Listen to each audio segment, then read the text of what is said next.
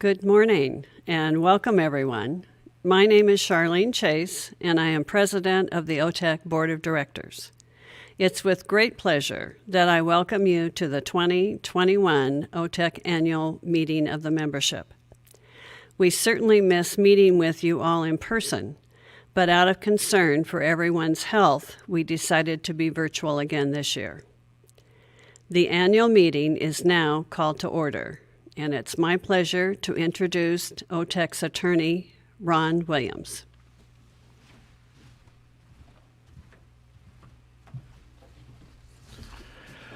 Thank you, Charlene. It's a great pleasure of mine to be here again for the virtual meeting of OTEC. I hope that we get back together next year and be able to see each other. My first task is to declare that a quorum is present. A quorum exists when 250 members qualified to vote appear or mail-in ballots. There were 3,563 mail-in ballots, so a quorum of Oregon Trail Electric Cooperative is present and attending at this meeting. A notice of the annual meeting of Oregon Trail Electric was mailed to all members on April 15th and was also included in the April edition of the Rural Light magazine. In addition, the notice was posted on Oregon Trail's webpage on March 30th. I have reviewed the notice, the affidavit of mailing of the notice, and they comply with the bylaws of the cooperative. Following last year's annual meeting, a committee comprised of the Board of Directors met and approved minutes from last year's annual meeting. A copy of those minutes are posted on Oregon Trail's webpage. So now it's my pleasure to introduce Board President Charlene Chase and then Chief Executive Officer Les Penning, who will now provide a cooperative update.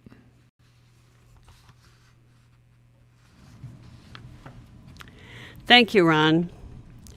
This past year has been unlike any other in many of our lifetimes. Most of it has been attributed to the COVID-19 pandemic. As all of us in Eastern Oregon and around the world dealt with the ebb and flow of the coronavirus, the restrictions to stop the spread of the virus created financial hardships for many of our member owners due to businesses that were closed, lost jobs, and the resulting economic downturn. OTEC was one of the first utilities in the state to suspend service disconnections, an action taken by your cooperative's board to assist with financial hardships for our member owners. Over the past year, your board also stressed the need to elevate our support of the communities we serve in any way that we could. The board approved the donation of tens of thousands of dollars to local charitable organizations, schools, youth programs, and local first responder agencies that needed assistance through the past year. Those charitable donations continue as I speak to you today, as do our other community-focused initiatives funded through our unclaimed capital credits. One such program is Dolly Parton's Imagination Library, a wonderful program that delivers free books to local children under the age of 5 and is funded through a partnership with the Rippey Family Foundation. We consider this the first scholarships to our youngest members, and we encourage all parents of young children to sign up for this free program through our website, otec.coop. Another important program is our scholarship program, in which we awarded more than $150,000 over the past year in academic, trade, and lineman scholarships to local students. One of the board's most significant charitable achievements of this past year was launching the OTEC EOU Rural Scholarship Program, in which we partnered with Eastern Oregon University to award 4 deserving local students 4 years of free tuition and fees at Eastern. The OTEC EOU Rural Scholarship Program was developed by OTEC and EOU as an incentive to retain local students at Eastern and perhaps keep them in Eastern Oregon for their careers. We want to congratulate the 2021 recipients of this scholarship, and they are Aaron Costin from Imler High School, Hadley Marshall from Burns High School, Hayden Robinson from LeGrand High School, and Mason Van Arnsdale from Baker High School. The board recognizes that each dollar kept and spent in the local economy returns that money back to the local communities. So that was another important step in developing this program, to encourage high school seniors in OTEC's service territory to complete their degree at Eastern. One of the unique aspects of this program is the summer internship that each recipient will complete at OTEC to further their learning while adding value back to their communities through their local electric cooperative. We are excited to welcome the 2020 awardees for their first round of internships this summer. Congratulations again to those students, and thank you to everyone who applied this year. This program is a great example of how two organizations can work together to do something not only for our own organizations, but for the communities we serve. I'd also like to recognize the 30 2021 academic scholarship awardees that you see listed on your screen. Congratulations, and we wish you all success in your academic career.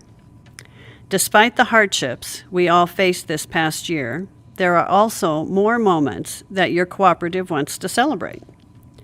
OTEC continues to have a strong equity position. In 2020, the board approved the retirement of $3 million in capital credits, the third highest return in OTEC's history.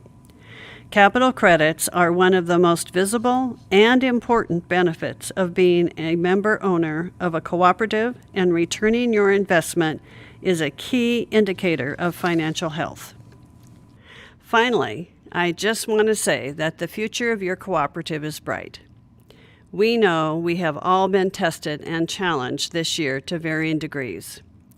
At OTEC, your board appreciates the privilege of serving all of our member owners.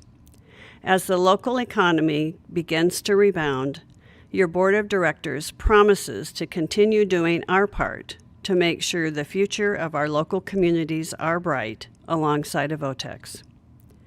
And now I'd like to turn it over to Les Penning, our CEO, for his report. Thank you, Madam President, and thank all of you for joining us, again, as mentioned, for this virtual annual meeting. We want to give you a high-level overview of the operational activity for the organization over 2020. And so we're going to go ahead and jump into that. So first, giving you a good overview of our system, we currently have 31,000 meters that are serving over 56,000 people across our 4 counties.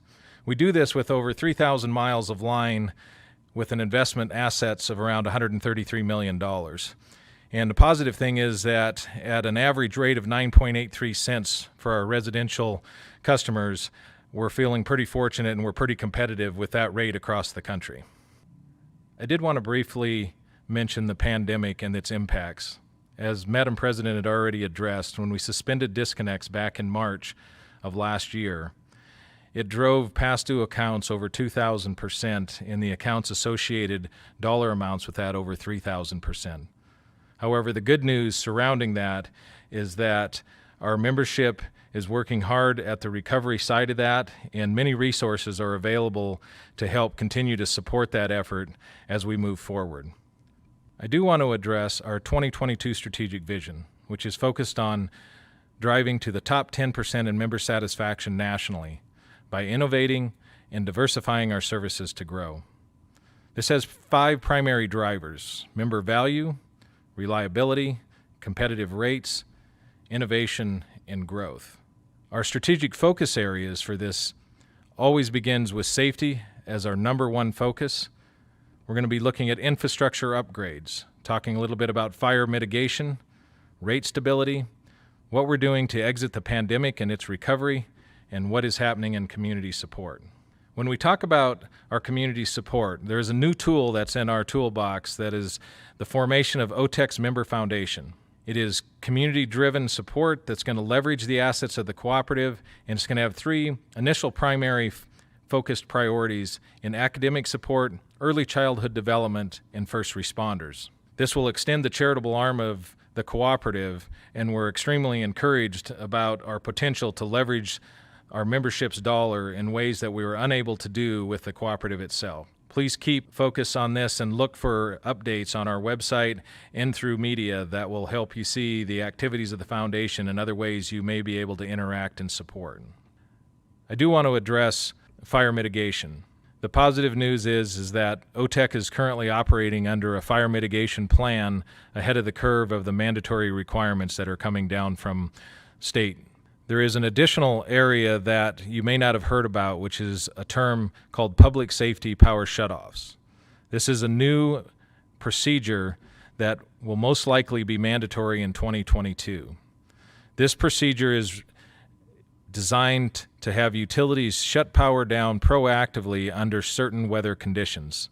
For instance, if the wind speed is at a certain rate and the conditions on the ground, from humidity levels to how dry the conditions are, it may cause the utility to exercise a public safety power shutoff. Please be watching for communication regarding this as this issue becomes more prevalent across the state, and we will certainly be communicating with all of you regarding its impact to our utility and to each of you within your area. Each year we try to address the electric generation mix across the country and help you reflect back on what Oregon Trail's generation mix is. The generation mix is where do we get our power supply from? And in different parts of the country, pending where you're located, you may be receiving power from certain generation sources like natural gas, coal, nuclear, wind and solar, or hydropower. Currently, in the 2020 year, natural gas was sitting at about 35% of the U.S. fleet. Coal was operating at about 24%, nuclear at 21%, wind at 10%, and hydropower at 7%. The positive thing is that for Oregon Trail Electric, we have 83% hydropower and 11% nuclear. So we have a very clean energy mix that we can utilize and will help our forward-look sustainability in a carbon-free environment. Our hydropower is provided by Bonneville Power Administration. They have 31 federally owned dams, 300 substations, and 15,000 miles of line. OTEC has an all-requirements contract through 2028 with the Bonneville Power Administration.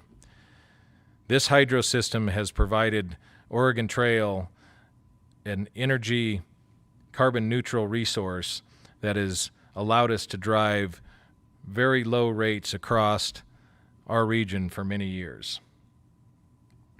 In fact, if you look at the map in front of you now for 2020, looking at the U.S. average for electric residential rates, you'll see that Oregon Trail electric residential rates is at 9.38 cents.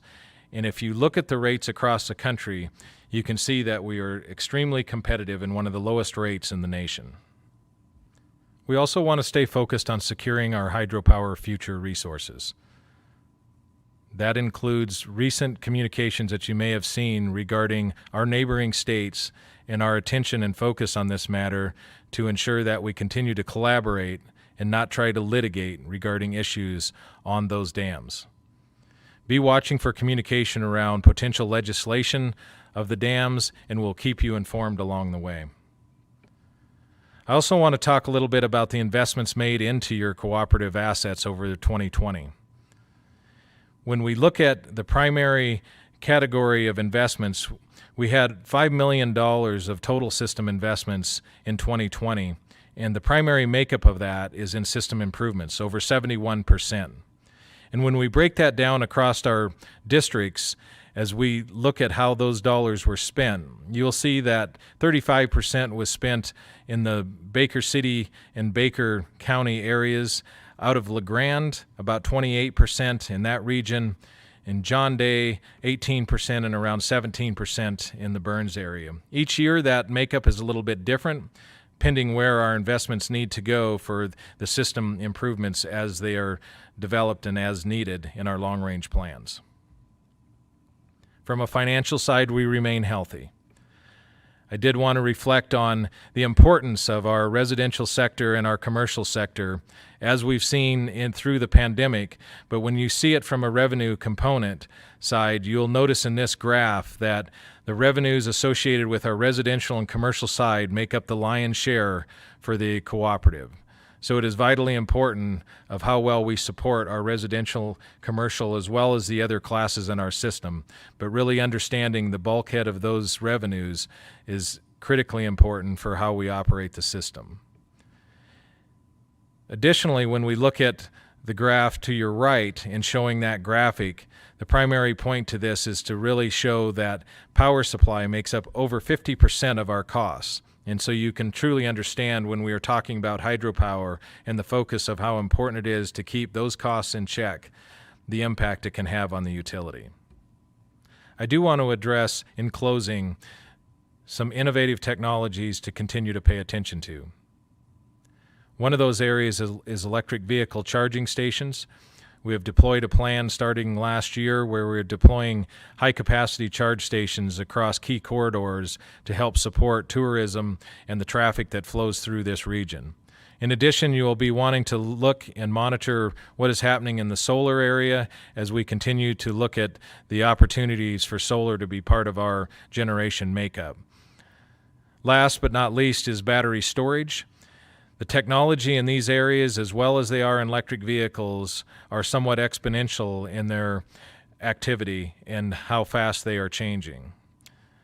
So these areas and these opportunities for our membership are something we continue to communicate and monitor for the benefit of the membership.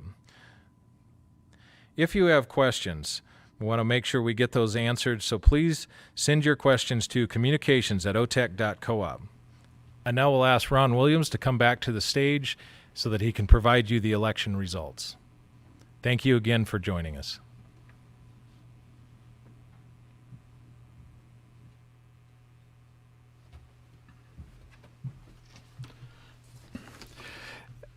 Thank you, Les. It's now my pleasure to introduce the candidates running for board seats, and I would first note that a core cooperative principle is democratic member control of the cooperative, and that control is exercised through elections every year where OTEC elects 3 of its 9 directors on a rotating basis. And I applaud all the candidates that ran for seats. It's not an easy thing to do, but it is a very important function for the cooperative. So there were 2 candidates for position 4 from Union County, 1 candidate each for positions from Baker and Grant County. The board position for Union County seats, the candidates were Austin Bingaman and Charles Giles. Board position 5 from Baker County, the 1 candidate was Wayne Overton, and board position 6 from Grant County was Gary Miller. Again, thank you all the candidates for running. Earlier this week, the election committee counted the mail-in ballots and provided to me a tally of those votes this morning. To that tally, I added the few additional ballots that arrived late at OTEC offices and were verified this morning. Based on that count, the 2021 election results are as follows. For board position 4 from Union County, Austin Bingaman received 2,569 votes, and Charles Giles received 806 votes. Austin Bingaman is declared the winner of that seat. For board position 5 from Baker County, Wayne Overton received 3,120 votes, and Wayne Overton is declared the winner for board position 5. For board position 6 from Grant County, Gary Miller received 3,021 votes, and Gary Miller is declared the winner of that seat. Again, congratulations to the winners, but also congratulations to all of the candidates. And back to you now, Charlene.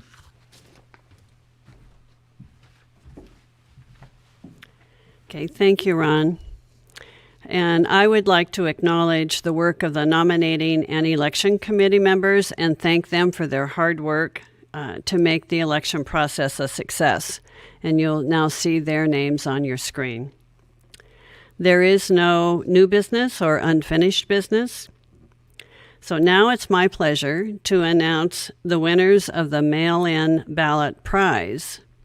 And each of them will receive a $100 OTEC Energy gift certificate. So congratulations to Carolyn Turner, Patricia Barfield, and Scott Gay. And each of you will receive a call from OTEC next week. Thank you all for joining us, and we hope to see you all in person for our next annual meeting. Stay well, and the meeting is now adjourned.